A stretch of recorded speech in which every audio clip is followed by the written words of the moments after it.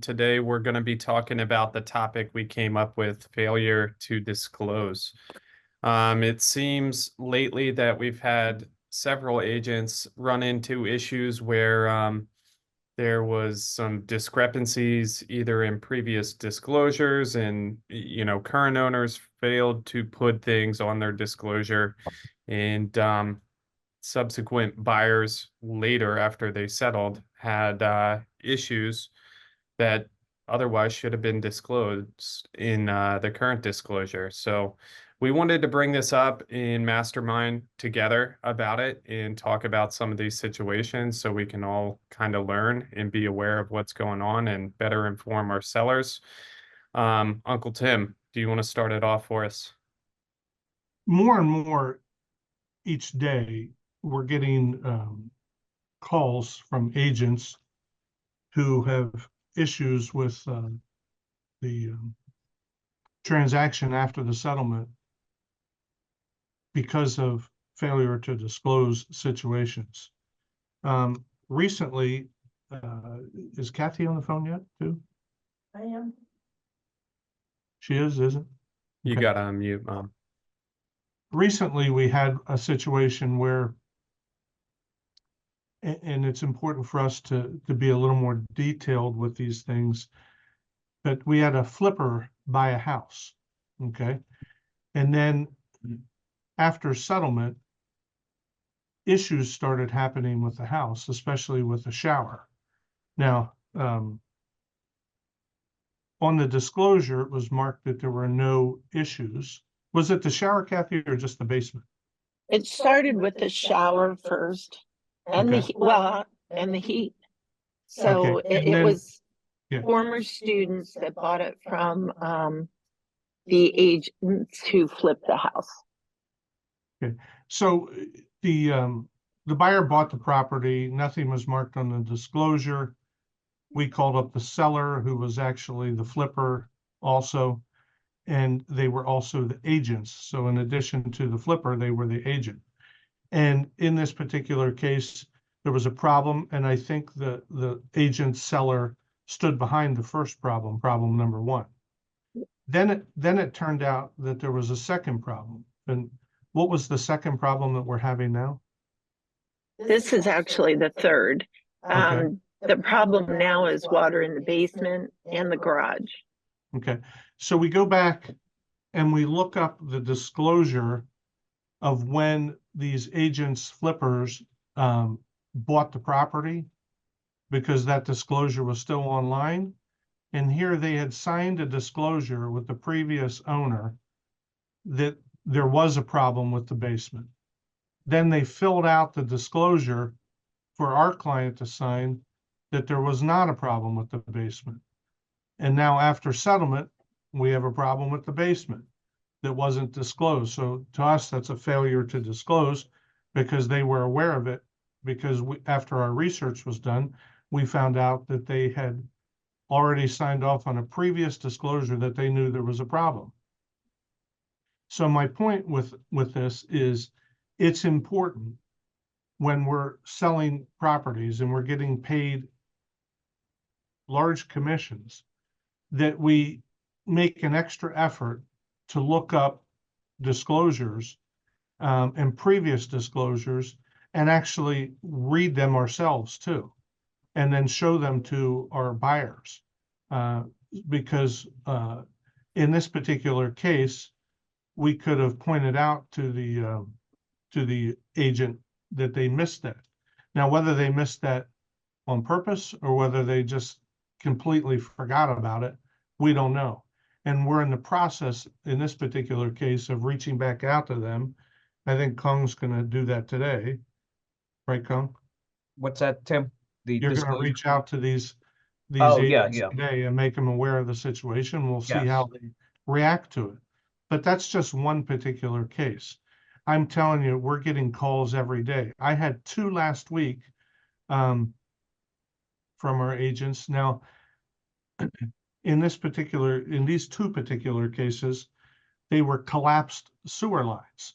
Okay, collapsed sewer lines. Now, I'm sure that there's a question on that disclosure. I don't have the disclosure in front of me right this second. That says, have they ever had a backup or a problem with the sewer lines? And they might not have had a backup or a problem in the past, but now once our buyers have bought the property, we have two situations, one that's like 13,000 and one that's 16,000 to correct, where they have to dig up the sewer lines. Now, I know myself, I had one of those, I don't know, 5 or 6 years ago. I sold a house to a friend of mine, his son, in Rossmoy Manor, and the house had sat vacant for several years. And after settlement, they go to move in, and what happens? It backs up.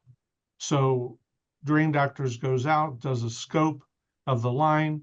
Here it's an old terracotta line in Rossmoy Manor, and the line had grown shut with roots and had collapsed, and the whole thing needed to be dug up and redone. And I think that one was about $11,000 at the time. There's a lot of us that are involved in transactions these days where we're waiving home inspections, we're relying on the disclosure. Sometimes there's failure to disclose involved in these transactions, and things are happening. I was going to say shit happens, especially with these sewer lines. But, one way to avoid the sewer line thing is to have it scoped. So maybe in these particular cases, we're waiving the home inspection, but maybe you want to consider having Drain Doctors come out and do a scope of a sewer line if it's an older home that maybe has a terracotta pipe. And I know you don't want to bring this up to a buyer, probably, and you don't want to create more contingencies. But in the last week, we've had two particular cases, one of 16,000 and one of 13,000, because of those issues. So you got to make a business decision and inform the buyer that, if they're waiving these inspections and they're waiving having something like that scoped out, that there could possibly be a problem. Now I'm not saying that this has happened often with the sewer lines, but I know of 3 particular cases and 2 last week. So it's just things we've got to be careful of when we're selling these homes with no inspections, and making sure that, number one, we're advising our buyers of the potential problems that could come about by not having inspections. And number two, they're going to be responsible for them unless they can prove that the seller knew and had knowledge and didn't disclose for some reason or another. So those are a couple of the items that I have that I wanted to go over. Con, can you think of any other failure to disclose issues that we're coming up with at this point in time? Yeah, just sit with your sellers too. I know it takes time to go over how many pages is this thing, like 11 pages. It takes a lot of time to go through it, but once you get into the motion of doing it and asking questions to the seller and stuff like that, it goes pretty quickly. But also they'll remember things when they're not under the gun to fill it out without your presence. Just a perfect example, last week I sat with a couple selling their house. They didn't speak any English. They spoke Vietnamese. So I did this with my very little Vietnamese that I know. And through the whole sitting down and filling it out with them, they finally disclosed that there were 2 insurance claims within the 8 years that they owned this property. So they wouldn't have known how to fill that out if I hadn't sat there and talked to them and asked them these questions. So that right there just saved me probably some liability right there, right? Because a buyer is going to call their insurance agent and they're going to say, did you know there were 2 claims on this property within the past 8 years? And they were pretty big ones too. Water in the basement and a roofing issue. So it's just stuff like that. You got to spend the time to sit down with your client and fill it out. We recently had one with regards to a fireplace. And it's actually going to court right now. The district justice favored on the side of our seller and our agent. And now the buyers are appealing it, believe it or not, over $2,800, and are going to take it to court over $2,800, which is absolutely ludicrous, but it's happening. In this particular case, the seller was in a nursing home, sold her home. Apparently, there was a problem with the fireplace. The buyer had an escrow for after settlement to have the fireplace repaired. The fireplace after settlement, not before settlement, was repaired, and the sellers had opened the door for the fireplace people to repair it. Turns out, during the repair of the fireplace, apparently the fireplace people noticed that the liner needed replaced, which is not uncommon these days. For those who have ever had a chimney sweep do a inspection, I don't know that I've ever had one pass, because nobody wants to take the liability for not having a new liner in an old chimney. Well, there's no records on file and no emails on file of this event that took place. And the new owner of the property is the one that opened the door for the repair to take place. They were there. But apparently, the fireplace people never informed them that there was a problem, and say that they sent an email to our agent about the problem after closing.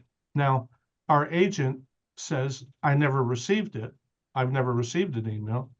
And the fireplace people can't produce an email that they sent, but they have a record in the file that says that they sent an email. Now, number one, the problem is, why didn't they notify the new owner who opened the door for them at the day that this problem took place, versus sending an email to our agent after settlement, after it was repaired? And what they found wasn't part of the agreed upon repair. So this was something in addition to the repair that was discovered by the fireplace people, and their claim is that they did send an email.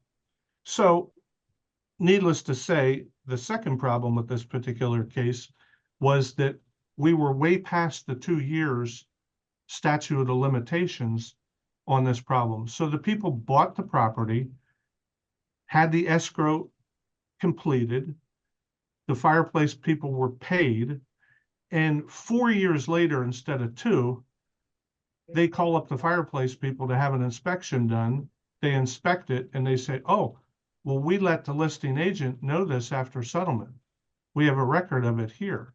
Okay, well, of course, again, they can't produce the email that says that, and we don't have a copy of the email. So we won at the district justice level. But now we have to defend ourselves in court. So I guess the point is even after settlement, if you do receive something from a vendor who was holding an escrow, or you got something, you need to disclose. Disclose, as Jim Goldsmith would say, disclose, disclose, disclose. If you get something. In this particular case, we didn't get anything, or if we did, it went to junk. And if one was sent, you would think that the people that sent the email would be able to produce the sent email. I can't imagine why they would delete such a thing.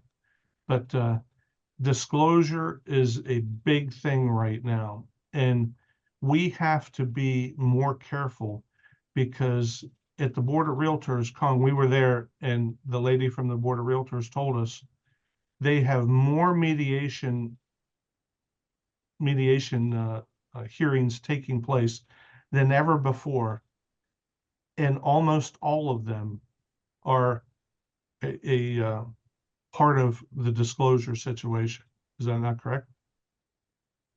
Yeah, that's like a buyer's last stand, right? When they waive the inspections and stuff. So Right. Yep. So the point of today's call, and again, none of our agents have done anything wrong, but the only way we can try to be a little more protective is to maybe do a little more research when we're doing transactions. Look and see how long ago did the property sell. You know, if it's within a period of, 2, 3, 4, 5, 7 years, and that information happens to still be on the MLS, look it up and see what the previous disclosure said, and take the time to compare that and read the disclosure. I'm sure that there's been a lot of transactions that we've all had that maybe you glanced over the disclosure and you didn't actually read it line for line. And what I'm asking you to do is to take the time to really study it and make sure that you don't see any possible red flags that you need to ask questions about.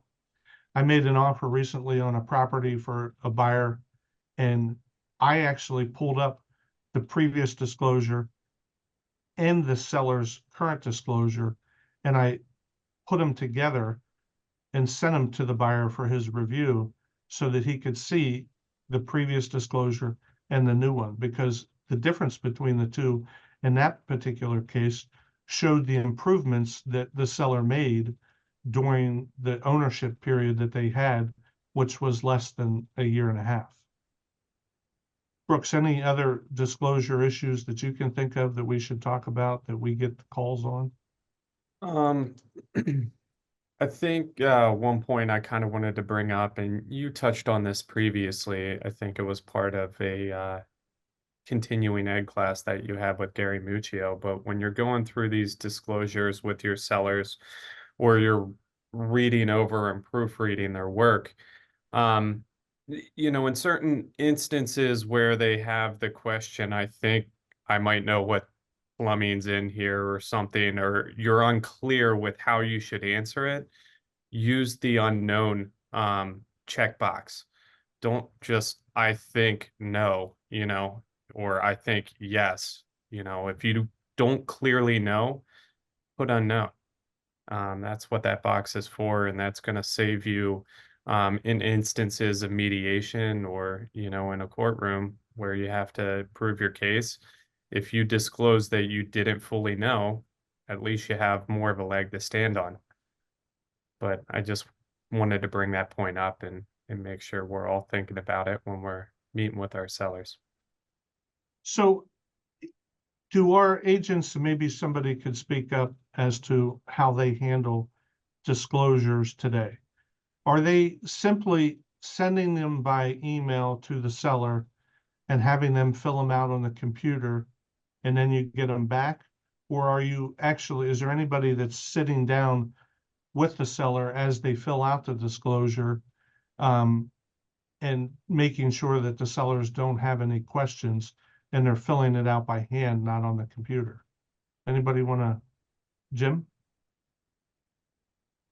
Yeah, I was just gonna say, Tim, I usually go through it with them, and because a lot of times they don't really understand what all those questions fully mean Okay, or how to fill it out correctly. right.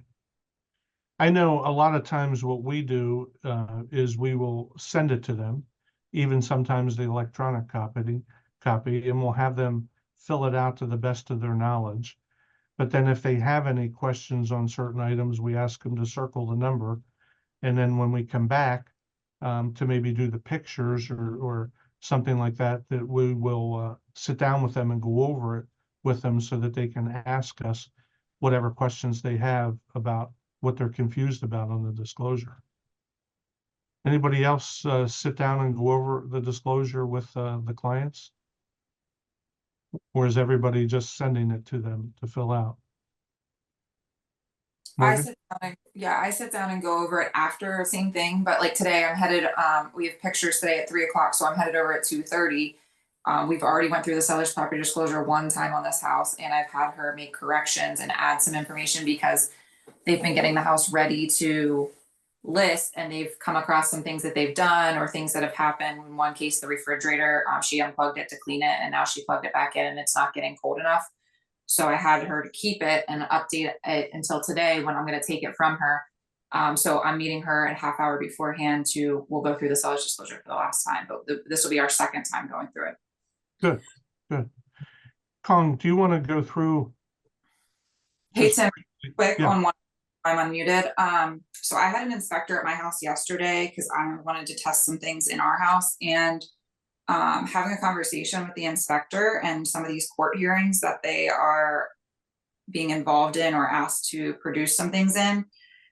He told me that one of the attorneys that has been representing them or some of the agents that they've had having them protect is going against the listing agents for accepting offers without inspection. So you have multiple offers and advising a seller to take an offer without a home inspection.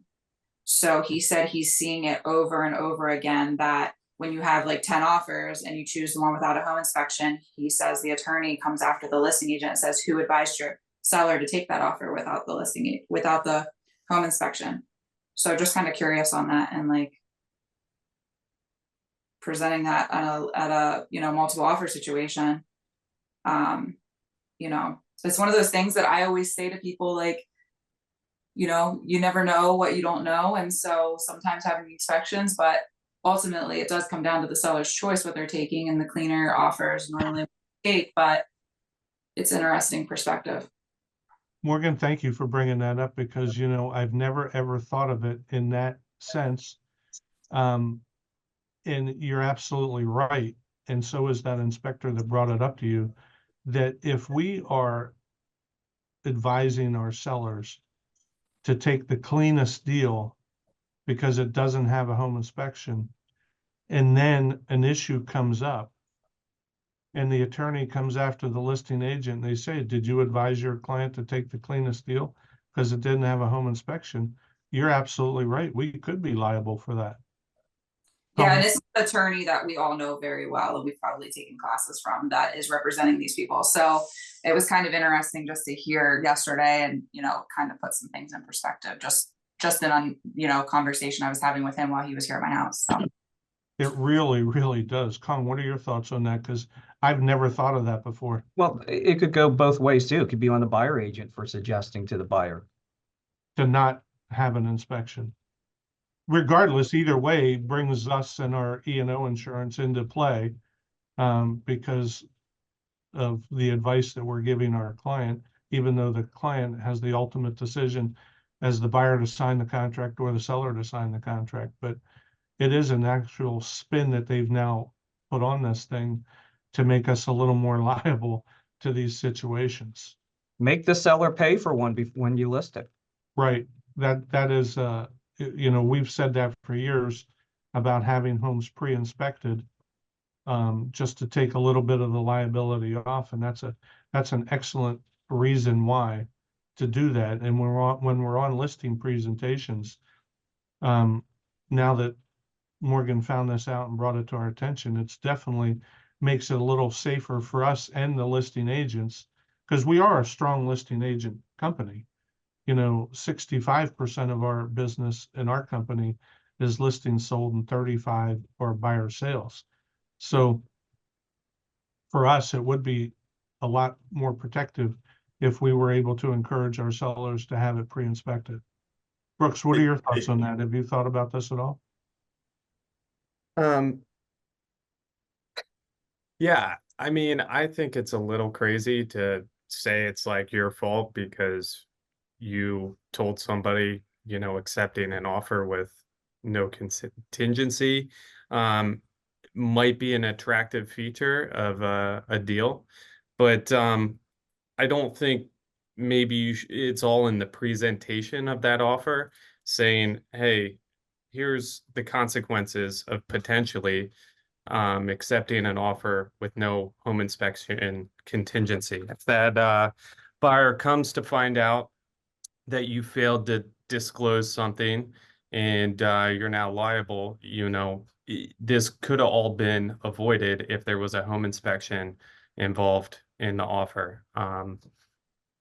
But obviously it's still going to be attractive to accept an offer without a home inspection. I got a comment on this. I'm not that smart. I need some help here. You get offers and you get an offer that doesn't have a home inspection and you accept it. How is that your fault? I think what she was trying to say, Joe, is if it's a multiple offer situation and we're saying to the seller, it's not our fault, it's the attorneys going after our E&O insurance. In a multiple offer situation, if we are advising the seller to take the cleanest deal because there's no home inspection, they're possibly using that against us as part of the lawsuit to get to our E&O insurance. It's not necessarily our fault. But I mean, I still don't understand. Okay, so they're trying to get money. They're trying to get into somebody's pockets. I get it. Okay, but from a legal standpoint, okay, you have two offers. Okay, you've got one that's more money and has less contingencies, and you've got one that's the same amount. What can I say? Same amount of money, no contingencies, and then you've got same amount of money with a home inspection. Which are you going to take? And if your customer says, "Which should I take?" To me, it's obvious. You take the one that has the cleanest offer. How is that? Why is that a bad decision? I don't get it.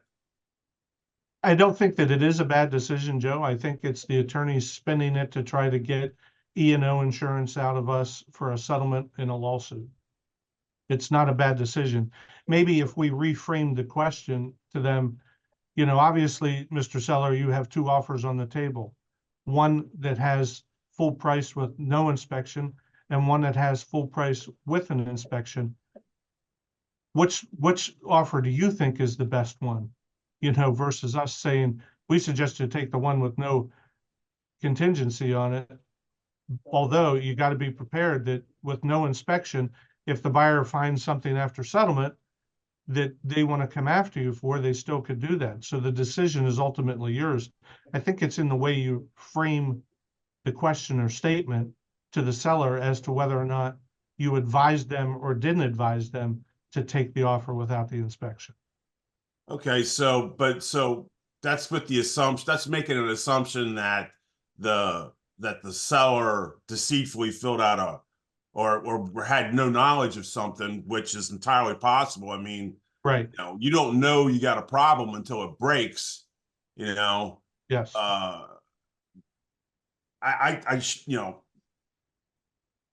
Once again, shame on the lawyers for I mean, I think you should spin it the other way and say, why are you trying to get into, once again, it's lawyers trying to get into people's pockets for money. I mean, that's just ridiculous. I don't get it. I don't get that. I completely agree with you and understand. It's just another way now that these attorneys are spinning it to try to get a settlement for their client. I feel like that's the attorneys say anything else on that? Did you hear this in a seminar or a class or just talking to that from inspector? The home inspector. Just talking to the inspector. Yeah, I just had an inspector here yesterday. He was testing air quality in my house, and I was just talking to him because obviously this whole topic, I have two of these right now, issues, and I was just having conversations with him while he was here, and we were chatting, and he said, "Oh yeah," and then he started telling me about the last ones that he's been involved in, and this local attorney that he knows really well, they've been involved with a bunch. He said they've been asking, he comes back to the listing agent saying who recommended to the listing agent to take the offer without the inspection. And he said, especially when you have, 15 offers, so a lot of them are very close, and then you have one with a home inspection and one without, which I do see. I mean, so I feel I do a really good job on this on the buyer side when I say, you know, yes, I'm recommending that you should get a home inspection. But if you're up against somebody with a home inspection, what do you think the seller's going to do? So this has to be onto your decision. And my one buyer right now that's having an issue, they blatantly have said that to me. They knew when they waived the home inspection, I told them this. So like, I feel I do it really good on the buyer side, but on the seller side, it was kind of just another spin that I was like, you know, I just don't, I think of it more as a contingency that if you're putting 10 days in a contract right now, that means in 10 days, these people can walk away and we can get back to square one. So again, if we do accept an inspection, and home inspections are pretty easy to get into within a couple of days, that I've been pushing. I know we just had this conversation in a meeting going the opposite way, but when I'm on the listing side, I push for them to call the inspector and get it scheduled so that I know the date, so that we can put it right with that date, the shortest amount of time that my client is taking their home off the market. But I look at it as that time, it's a contingency period of this buyer has one more option to walk away and the seller goes back to market. So I see, like, I understand where Joe's coming from that. And that's kind of how I look at it as a seller, but you know, no contingencies is one less step in the contract to get you to closing, which is ultimately your goal.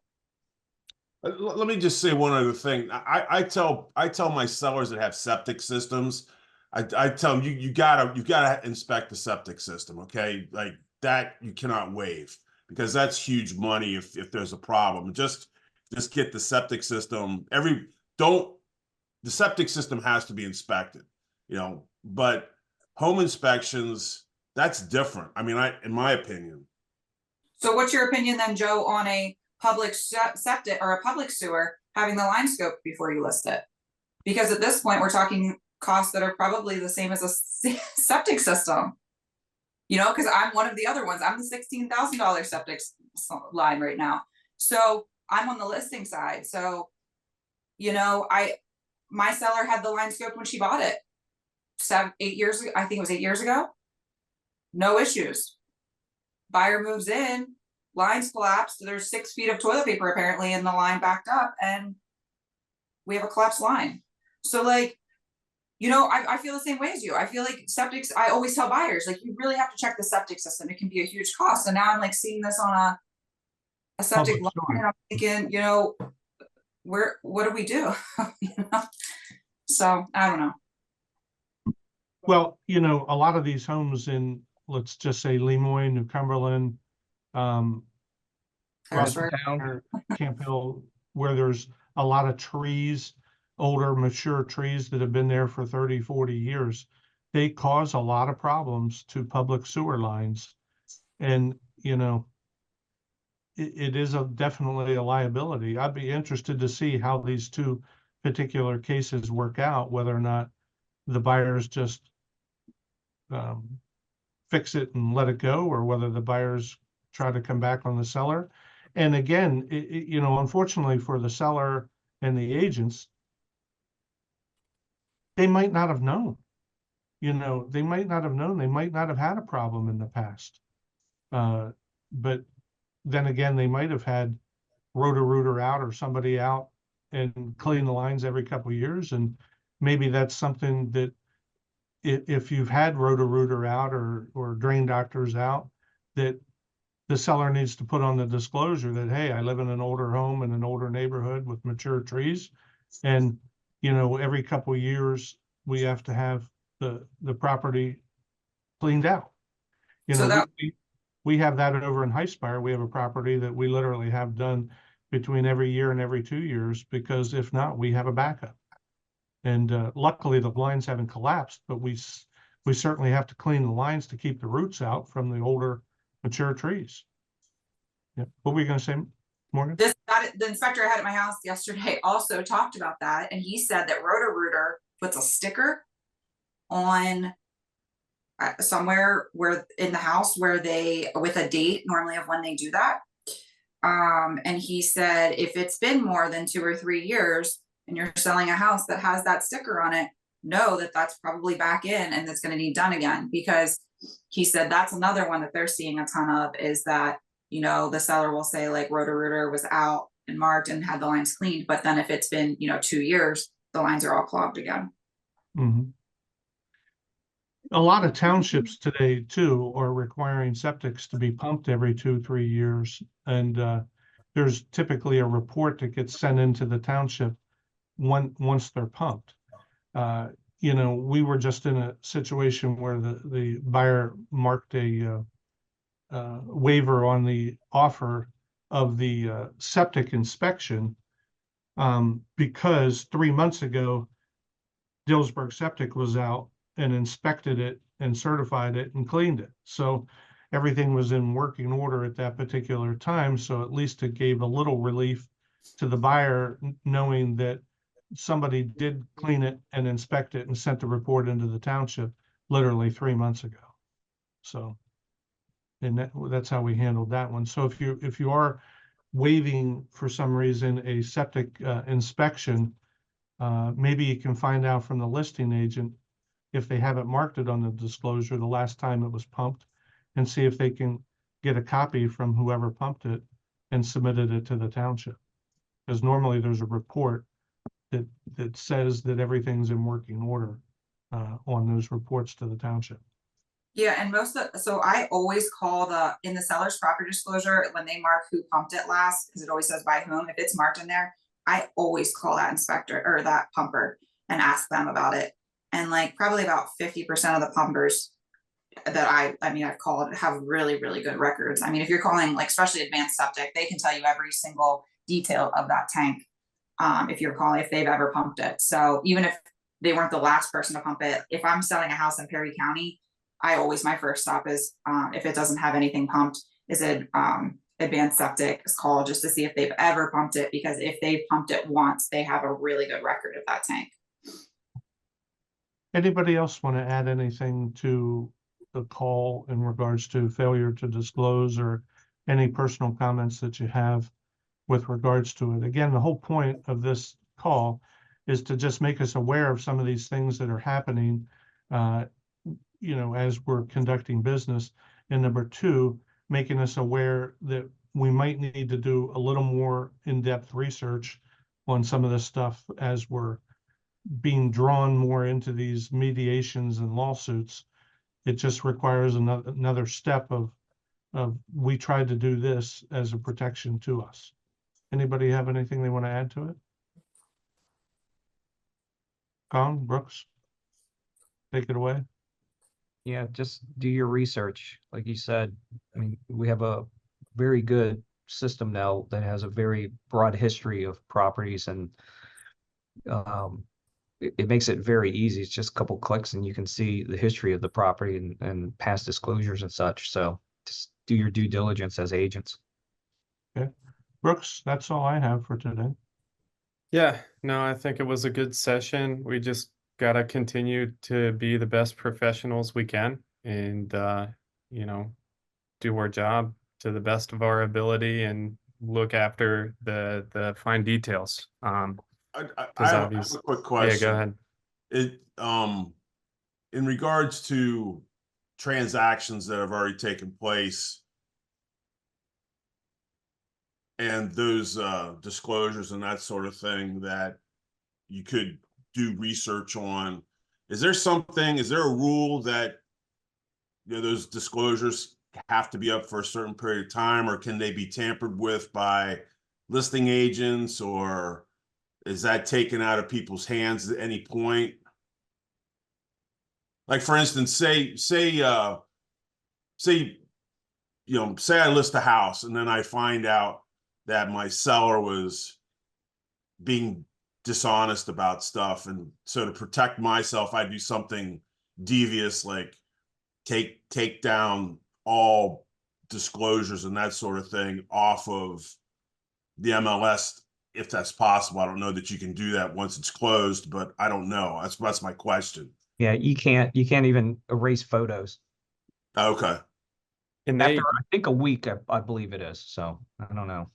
But yeah, you can't play around with that. So you could conceivably, like a property that was listed 6 years ago, you could go back and if you know, you could look at those records. Is that what you're Mhm. saying? Yeah, you can look at Review the past listing, disclosures. You just can't Right. edit anything after you close the deal. Right keeps track of all the changes that you make to any particular too. listing forever as well. So if you change some minute detail within the listing, they have knowledge of that. Good to know. Yep. Okay, guys, hopefully you can make it a great day and just beware.